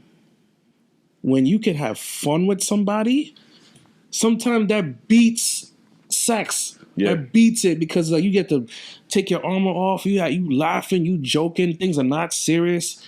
And you with this chick and just fun. You were like, oh, damn, and we having sex. Oh, shit. But it'd be fun. Sometimes she may not look the greatest. But she's fun. Yeah. And when you with someone that you can have fun with, you be like, yo, what we doing tomorrow? Yo, you just made me realize a lot of people's having sex with the wrong people. Yes. Mm-hmm. A lot of people's having... It should be a good time. Sexual compatibility is so important. Like, and ask yourself, who are you having sex for? If you can't laugh together, you shouldn't fuck. I'm being honest, right? Because the goofy moments that even happen during sex, like sex is not always clean, perfect, and you want to know what's so wild shit happen. I'm like, yo, you over here snorting, getting dick, like you never like, oh, you want to be able to have somebody who you gonna be like, he's the type of dickhead that's gonna be like, yeah, baby, snort that shit, like, you know what I'm saying? Oh, sorry. You forgot what you He'll do that. Like, I have acid reflux, so sometimes, like, I'll be having a burp and shit. And he'd be like, say it to me, burp me, daddy. Like, we could play like that. That's not even about it being sexual. So I really feel like the fun... right now. See that smile? After dinner, daddy. I'm gonna need it. No, seriously, because then all of those things that usually make you feel awkward, that make you feel uncomfortable, suddenly don't exist. And then once you, like, even when women and men, oh, how do I dirty talk? How I this?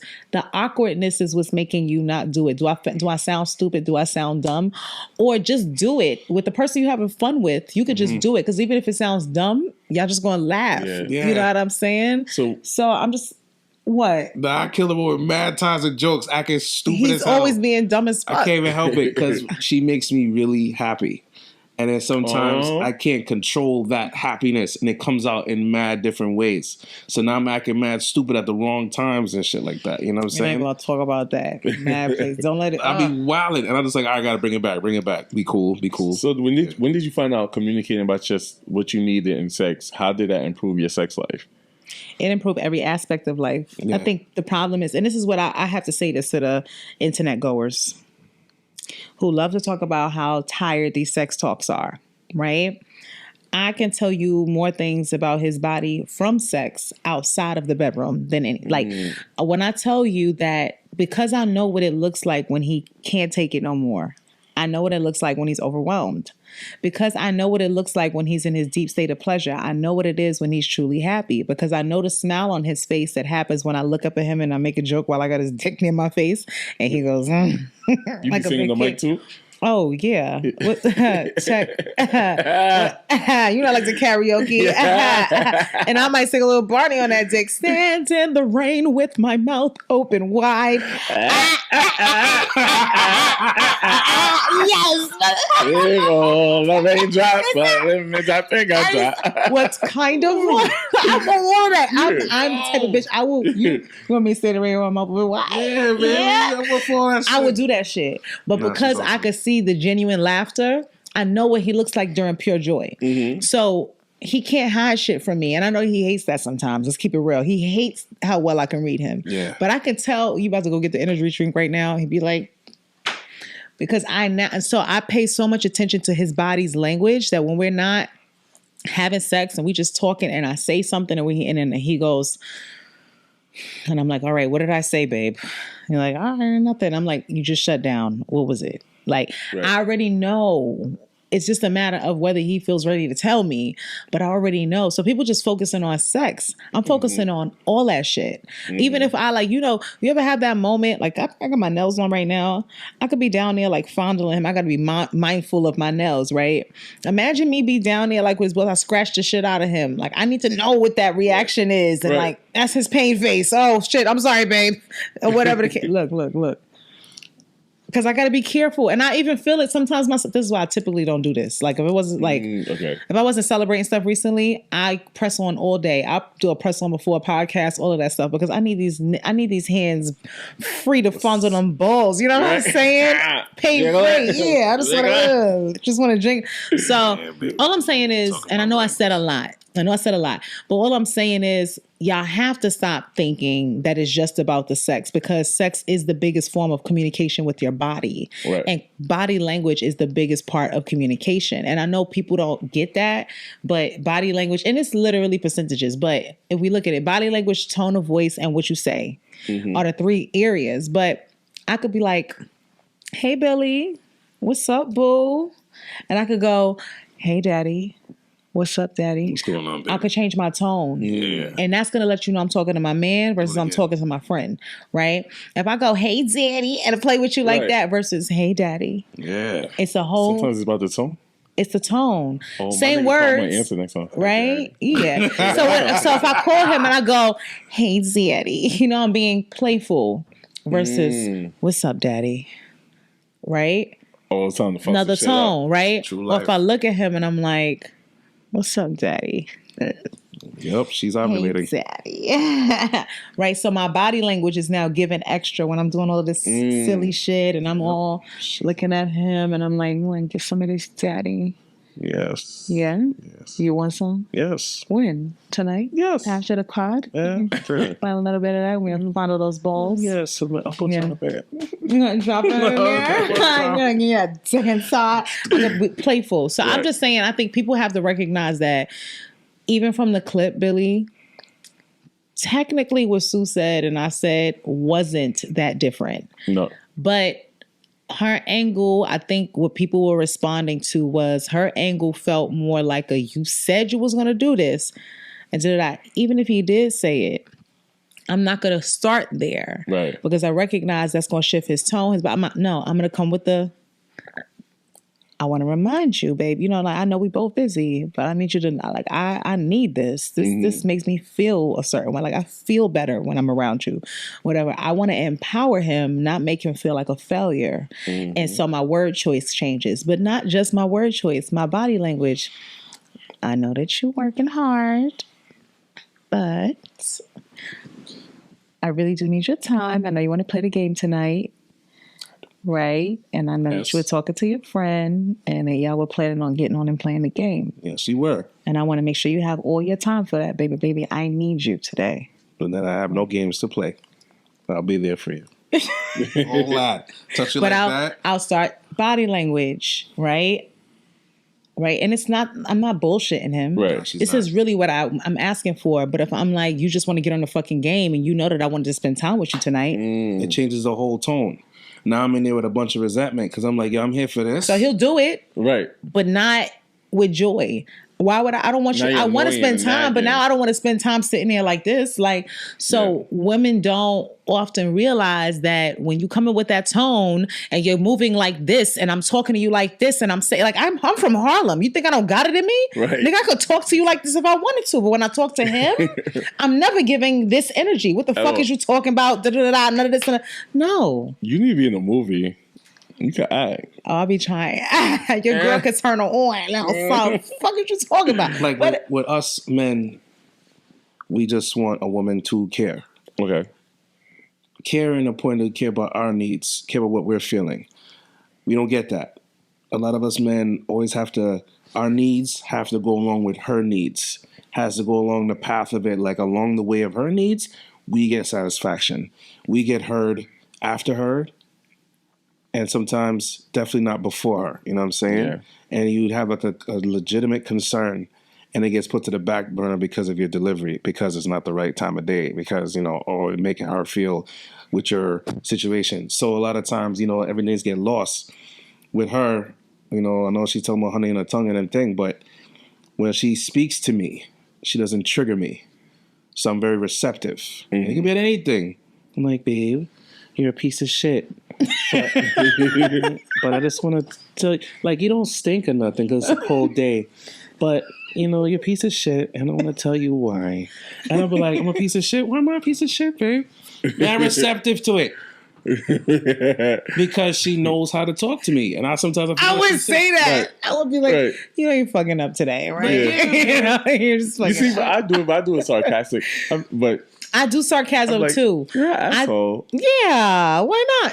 But I'm being passive aggressive. You're still being sweet. No, but you still said it's sweet, like, to open the doors, like, let's communicate. I'm like, you're a fucking asshole. Because I love him in anger. Yes. Because I love him in anger. My anger is temporary, and I cannot stress it enough. Anger is a temporary emotion. Nobody's walking around mad all the time, but you could walk around happy all the time and be happy with that, right? Be good with that. But nobody is happy with walking around angry all the time. So why would I let the temporary emotion, I'm angry, let's just use the same exact scenario because you told me you were going to spend time with me and you didn't. Right? I have every right to be mad about that because you gave me your word and you didn't follow through. Mm-hmm. So I could come from that angle, but I don't want to put that in your face. I want you to realize it on your own. Mm-hmm. And I want you to understand this doesn't just upset me. It hurts me. I'm missing something, right? And I feel good when I'm with you, but it doesn't feel good when you tell me I'm going to be there and I don't show up. Mm-hmm. So if my goal at the end of this is to not be angry with you and for you to not be angry with me because I'm going to love you through this anger because the goal is to get to the good side, why would I not shift my approach? All right. So this was like a 3-hour episode and I could not give you all the episode in one. Like, who's really going to sit there and listen to like a 3-hour episode? So I have another hour that I'm going to drop later this week for you to tune into. I think you're going to enjoy it. I started to enjoy the conversation, and as I'm editing this right now, Monday, June 16th at 11 p.m., I'm enjoying the conversation. So, I hope you enjoyed this episode and you're gonna enjoy the rest. Also, make sure you buy your tickets to the live show. Please buy your tickets to the live show. All right, y'all. And now enjoy this sneak peek to Patreon. We get in the line. He like, yo, cover me. I like when a man tell me what to do, especially when he's doing something he's not supposed to do. He's like, cover me. I'm like, all right, I got you. You're such a bird. So I'm covering him. He was like, what they stop me? I'm like, just tell them everything bigger in Texas. He was like, yeah, you nasty. I was like, shut up. That's like, yes, touch me, daddy. Touch me, daddy. So we get inside. He's like, yeah, I gotta walk out through the whole thing. He was like, I gotta use the bathroom. So we're going to the bathroom. Then he was like, can you order my food? This man helped me realize I'm not the only man in America with money. Okay. Like he was spending that money, honey. I said, oh my God, I forgot what it felt like. I forgot what it felt like. He paid $18 for some 3 chicken nuggets and french fries for me. When I couldn't get a nigga to do that off of Uber Eats. Okay. Because if it costs 18, it's about 28. Yeah. Deliver it. Hello? 28, that's a 32. lot. That needs to be studied. So then we on the line. We hear Beyonce coming. He was like, go sit down. I want you to miss the show. I'm like, I'm with you. I don't want to miss it with you. And then he's such a nice guy. And then what's his sign? He's an Aries. Ooh. But then the Brooklyn comment on him too, because we're on the floor seat. And I know what that's like. Yes, I love him. Mm-hmm. Oh my God, I hate that I said it. Please don't take me serious. I'm just in the delusional bubble right now. So he's like, so we squeeze into our seats, right? Yeah, because Beyonce's right there with the 4th row. I just have to let people know that. And he's like, can I tell you something? I'm like, yeah, what happened? He was like, you didn't have to do this for me. And I'm like, nigga, if you don't enjoy the show, like, shut the fuck up. Like, he was like, nah. And then, like, my favorite part is, like, I know I have a lot of favorite parts, but he's just, like, so intimate, like, holding me, touching me. Affection. So who's holding each other from the back? He was holding me, like, and then he did one thing I didn't like, because you know I have a gut and I'm insecure. And he was like, thank you, Papa. I was like, aww. yeah, bitch, He said, go fucking that acknowledge this shit. What the fuck is wrong with you? I said, Zoop. I know he about to suck it. Listen, I got a belly too, and I'll be like, what do you like? This don't exist. You trying to be funny? Nigga, you trying to be funny? What you looking down for? That nigga said, I said, but he was just like so making sure I was good, making sure I was locked in. So now, like, the show's basically over, we're leaving. And then, as you know, everybody's trying to leave, especially from the floor seats when there's so many people. Mm-hmm. You know, this flex was brought to you by Floor Seats. It was actually sponsored by... So now we're leaving, and he's like, stop, I gotta tell you something. You got a bitch pregnant? What do you mean you gotta tell me something? Because the last time you saw him, didn't he tell you he was fucking bisexual? Wait, is this the one? Yes. Yeah, because I was about to say, what boo is this? Nail tech. Oh, okay. Wow. I like him. Okay. Yes. See, consistency. I like the how conversations. You keep up. No, we just revisit each other. Okay. And we're making promises of like trying to do better and you know, take things a little slow. When we record the main episode, it's called Slow Dating. I have a topic about that. Okay. But so he's like, I just want to let you know I'm taking this all in right now. And I want to say,